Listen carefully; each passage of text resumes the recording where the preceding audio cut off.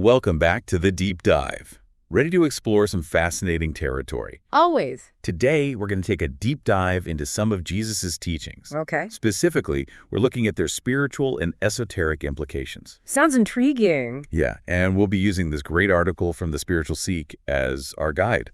I've heard of that site. What's the article called? It's titled Jesus' 10 Most Important and Spiritually Significant Speeches.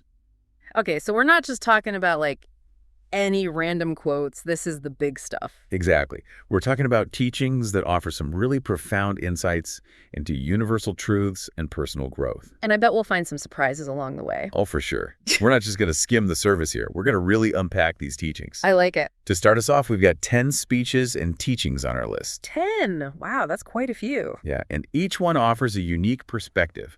We'll be looking at everything from the Sermon on the Mount to the parables and even the Lord's Prayer. So, like, a real mix of different types of teachings. Exactly. Now, one of the things that really jumps out at me is the Sermon on the Mount. Oh, yeah, that's a classic. Most people have heard of the Beatitudes, right? Right, like, blessed are the meek and all that. Yeah. But when you really dig into them, they're actually pretty radical. How so? Well, they basically turn societal norms upside down. Interesting. Instead of emphasizing external achievements, they focus on inner virtues. So it's not about what you do, it's about who you are. Precisely. It's about prioritizing things like humility, mercy, and peacemaking. Even if those qualities aren't exactly rewarded by society. Exactly. And that raises a really interesting question. What does it truly mean to be blessed? Yeah, how does that definition differ from what we're often told? Right. It's like, are we talking about material wealth and social status, or is it something deeper? I think that's something worth pondering for sure. Now, the Sermon on the Mount also includes that famous teaching about loving your enemies. Oof, that's a tough one. It is. It really challenges us to think differently about how we relate to people who have wronged us. So what's the deeper meaning there? Is it really about having warm, fuzzy feelings toward people who've hurt us? Not necessarily. From an esoteric perspective, it's about transcending duality. Duality? Yeah, it's about moving beyond that us versus them mentality. So instead of getting caught up in all that, we're supposed to try and see the interconnectedness of all beings. Exactly. It's about recognizing that we're all part of one big web of life. Even those we perceive as enemies. Even them. It's about recognizing that spark of divinity in everyone. So it's more about shifting our perspective than forcing ourselves to feel a certain way. I think so. It's about understanding that everyone is on their own journey. Even our so-called enemies. And who knows, maybe even our enemies can teach us something valuable. That's a good point. Sometimes the people who challenge us the most are the ones who help us grow the most. Now let's shift gears a bit and talk about the parable of the Good Samaritan. Oh, I love that one. It's such a powerful story about compassion in action. It really is. And it reminds us that true spirituality isn't just about beliefs. It's about how we treat one another. It's about putting those beliefs into practice. Exactly. And what makes this parable so striking is that it challenges the social and religious prejudices of the time. Right. The Samaritan goes out of his way to help someone who's considered an outsider. He doesn't let societal barriers dictate his actions. He sees a human being in need and responds with compassion. And that's a powerful message for us today, too. Oh, absolutely. We live in a world where it's so easy to get caught up in our differences. To focus on what separates us rather than what unites us. Exactly. But this parable reminds us that we're all connected. And it calls us to act with compassion, regardless of someone's background or beliefs. It's a powerful reminder that we're all part of the same human family. Okay, now let's talk about something that many of us are familiar with, the Lord's Prayer. Ah, yes. Our Father who art in heaven. It's something that's often recited without much thought to its deeper meaning. I'm guilty of that myself, to be honest. But when we really unpack it, we find that it's so much more than just a prayer. It's almost like a blueprint for understanding our relationship with the divine and with each other. Exactly. It speaks to the importance of reverence, acknowledging our collective needs, and the power of forgiveness. Oh, forgiveness. That's another big theme in Jesus' teachings. It really is. And it's something that comes up time and time again in this article. Like that passage about forgiving 70 times 7. That's a lot of forgiveness. It is.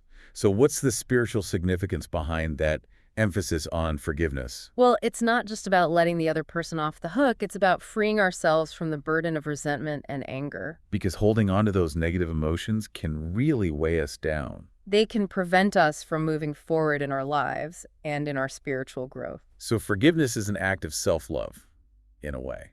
Absolutely. It's about recognizing that holding on to anger and resentment ultimately harms us more than anyone else. It's about choosing to let go of the past and move forward with a lighter heart. Now, let's talk about a parable that really speaks to the heart. The parable of the lost sheep. Ah, yes. That one always gets to me. It's such a beautiful illustration of unconditional love. The image of the shepherd leaving the 99 to search for the one lost sheep is so powerful. It speaks to the incredible value placed on each individual soul. It's a reminder that we're never truly alone, that we're always connected to something greater than ourselves. And that no matter how far we stray, we're always worthy of being found. That's a comforting thought. But I wonder, doesn't this parable also raise questions about the individual sheep's responsibility? Now that you mention it, yeah. I mean, the sheep did wander off in the first place. It makes you think about our choices and the consequences of those choices. It's a balancing act between recognizing our inherent worth and taking responsibility for our actions. So it's not about being passive and just waiting to be rescued. Right. It's about recognizing that we have a role to play in our own salvation, so to speak. It's about striving to align ourselves with that divine love and choosing to return to the fold. Okay, so we've talked about the Sermon on the Mount, the Good Samaritan, the Lord's Prayer, and the lost sheep. What's next on our list? Well, the article mentions something called the Bread of Life discourse. Bread of life. I'm curious about that one. Me too. It sounds like it's about finding spiritual sustenance. Like what truly nourishes our souls. Exactly. And I have a feeling this teaching is going to be particularly relevant to our modern lives. Oh, I think so too. Mhm. Especially in a world that's so focused on material success and external validation. Right. It's easy to forget about what truly nourishes us from the inside out. So maybe this teaching can offer us some guidance on how to find that deeper nourishment. I'm ready to dig in. Me too. Let's see what this bread of life is all about. You know, it's amazing how these teachings encourage us to shift our perspective, see the world through a different lens. Yeah, it's like they're offering a blueprint for a more conscious way of living, a way of being that prioritizes compassion, understanding, and connection. Right. But how do we actually put these teachings into practice? It's one thing to intellectually grasp these concepts, but it's another thing entirely to embody them in our daily lives. That's the challenge, isn't it? Bridging the gap between knowing and doing. Yeah, exactly. Taking these ancient wisdom teachings and translating them into concrete actions and behaviors. So where do we even begin? It can feel kind of overwhelming to think about transforming our entire way of being. I think it starts with small intentional steps. We don't have to overhaul our lives overnight. Right. It's about those little things we do every day. Yeah. Maybe it's choosing to respond with patience instead of anger in a challenging situation. Or making a conscious effort to listen with empathy instead of judgment. Maybe it's just taking a few moments each day to connect with ourselves, like through meditation or prayer. It's about making those small daily choices that align with the values we want to embody. Exactly. Right. Cultivating those seeds of compassion, forgiveness, and understanding within ourselves. So they can blossom into outward expressions. Exactly. And, spiritual growth is a process, a journey, not a destination. Definitely. There will be setbacks and challenges along the way. Oh, for sure. But the key is to keep coming back to these teachings. To keep reminding ourselves of the values we want to prioritize. Right. And to be patient with ourselves, recognizing that transformation takes time. Absolutely. Speaking of transformation, remember that teaching we touched on earlier, the call to follow me? Oh, yeah, I remember that one. It's often Right. interpreted literally like a call to become a disciple. Right. But when we look at it from a more esoteric perspective, what do we find? I think it's more about a journey of inner transformation. About aligning ourselves with our true nature and purpose. Yeah, following that inner compass that points us towards our highest potential. It makes me think about something you mentioned earlier about the Beatitudes challenging societal norms. It seems like the call to follow me is also a call to question the status quo. You're absolutely right. It's about having the courage to walk our own path, even if it looks different from what society dictates. To trust that inner voice that guides us towards our own unique expression of truth and purpose. Exactly. So it's not about blindly following someone else's path. It's about forging our own. Guided by our inner wisdom and intuition. Precisely. And this theme of inner guidance connects back to the Lord's Prayer. Right, the Lord's Prayer. It's a model for connecting with the divine. But it also emphasizes the importance of listening to that inner voice, that still small voice within. When we say, "Thy will be done," we're acknowledging that there's a wisdom greater than our own. A divine intelligence that flows through us and guides us if we're open to listening. It's about surrendering to that higher guidance, trusting that we're being led along a path that serves our highest good. Even if we can't always see the bigger picture. And speaking of guidance, the parable of the lost sheep offers another perspective on that theme. Oh, how so? It's not just about being found, it's also about recognizing when we've strayed from the path. Ah, I see. And having the courage to turn around. So it's not about passively waiting to be rescued. Right. It's about actively choosing to return to that state of wholeness and connection. It's about recognizing those moments when we've gotten caught up in the distractions of the world and gently guiding ourselves back to the path. Exactly. Cultivating that inner awareness, that ability to discern when we've strayed from our truth and course correct.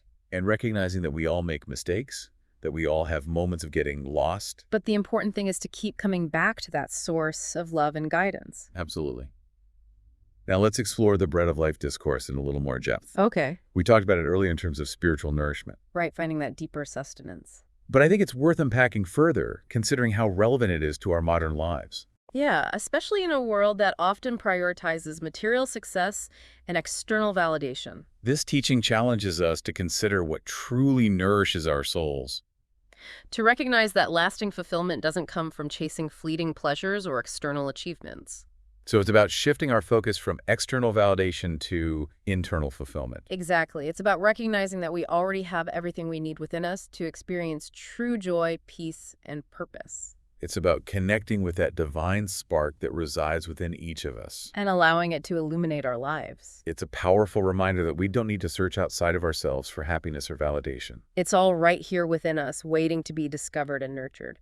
And this teaching connects beautifully with the vine and branches metaphor. Oh, yeah, where Jesus emphasizes the importance of staying connected to the source for spiritual nourishment and growth. It's like those two teachings are working together to remind us that we're not isolated individuals striving for personal gain. We're interconnected beings drawing sustenance from a common source. And contributing to the collective well-being of the whole. Absolutely. It's about recognizing that our individual growth and well-being are inextricably linked to the well-being of the community, the world around us. They're all part of a larger ecosystem, and our actions have ripple effects that extend far beyond ourselves.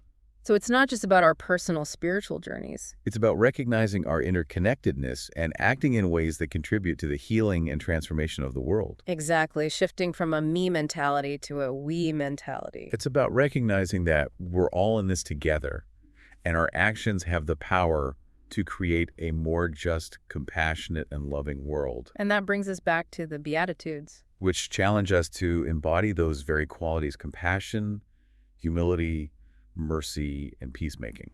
It's like these teachings are weaving a tapestry of interconnected wisdom. Each thread reinforcing and enriching the others. They're offering us a path toward a more conscious way of living, a way of being that aligns with our highest potential and contributes to the collective good. And this path isn't about striving for perfection or adhering to rigid doctrines. It's about embracing the journey, learning from our mistakes, and continually striving to align ourselves with those universal values of love, compassion, and understanding. Recognizing that we're all works in progress, and that's okay. The important thing is to keep moving forward, keep learning, and keep growing. Now, before we move on, I'd love to circle back to the parable of the Good Samaritan. Oh, yeah, let's revisit that one. It's such a powerful story, and it speaks volumes about the nature of true compassion. For those who might not be familiar with the parable, could you give us a quick recap? Absolutely. So the story goes like this. A man is traveling from Jerusalem to Jericho when he's attacked by robbers, beaten, and left for dead. A priest and a Levite, both religious figures, pass by the injured man without offering help. Wow, that's pretty shocking considering their positions. It is. And then a Samaritan, someone considered an outsider and even an enemy by the Jewish community, stops to help. He's the one who shows compassion. He's the one. He goes above and beyond, tending to the man's wounds, taking him to an inn, and paying for his care. That's incredible. It really highlights the unexpected nature of true compassion. It's a radical act of compassion that shatters social and religious barriers. It challenges us to look beyond our preconceived notions and prejudices. And to see the inherent worth and dignity in every human being. Exactly. True compassion doesn't discriminate. It doesn't see race, religion, or social status. It simply sees a fellow human being in need. And it calls us to action. It's not enough to simply feel compassion. We have to act on it. We have to be willing to step outside of our comfort zones and extend a helping hand to those who are suffering. Even if they're different from us, or if society tells us we shouldn't. It's about recognizing our shared humanity and understanding that we're all interconnected. What affects one of us affects us all. This parable is a beautiful illustration of what it means to live a truly spiritual life. It's not about dogma or ritual. It's about embodying those universal values of love, compassion, and kindness in our everyday actions. It's about being the change we want to see in the world. Starting with our own thoughts, words, and deeds. So as we continue exploring these teachings, let's keep this parable in mind.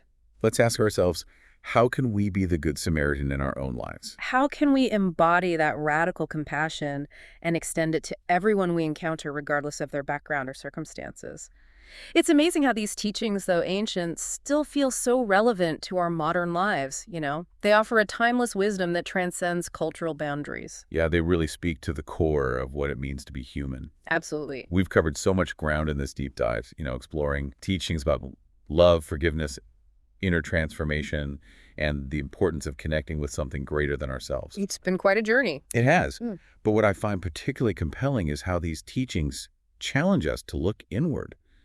To examine our own beliefs and behaviors. Exactly. And to make conscious choices that align with our highest values. It's not about blindly following a set of rules or doctrines. It's about cultivating that inner awareness. That ability to discern right action from a place of love and understanding. Right. It's about recognizing that true transformation begins within each of us. And that inner transformation has ripple effects that extend outward, Influencing our interactions with others and shaping the world around us. It's like that saying, be the change you wish to see in the world.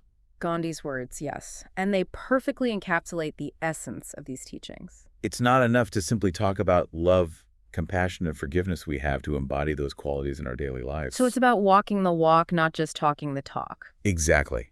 It's about taking these teachings off the page and integrating them into the fabric of our being. Letting them guide our actions, our words, and even our thoughts. It's a tall order for sure, but it's also incredibly inspiring. It is. It's a call to step into our highest potential to become the best versions of ourselves, not just for our own benefit, but for the benefit of all beings. Yeah. Now, as we wrap up this deep dive, I'd love to pose a question to you and to our listeners. Okay, I'm listening. If you could choose just one of these teachings, to focus on one that really speaks to your heart and resonates with your current life experience, which one would it be and why? That's a great question. It's like asking a parent to choose a favorite child. Each teaching holds such profound wisdom and offers a unique perspective. But if I had to choose, I think I'd focus on the teaching about love being the greatest commandment. Love for God and love for neighbor as oneself. It's a simple message, but incredibly profound. It is, and it's something we can practice every single day in every interaction we have. Like, what are some examples? Well, whether it's being patient with a frustrated coworker, offering a kind word to a stranger, or simply taking the time to truly listen to a loved one, these small acts of love can have a ripple effect that spreads far and wide. It's about shifting our focus from judgment and separation to understanding and connection. Exactly. And what about you? Which teaching speaks to you most deeply at this moment? That's a tough one. But I think I'm drawn to the Beatitudes. Oh, the Beatitudes. Which one in particular? Particularly the one that says, "Blessed are the peacemakers, for they shall be called children of God." Oh, that's a good one. It feels so relevant in our world today. With so much conflict and division going on. Right. It reminds us that we have a choice in every moment to contribute to peace or to perpetuate discord.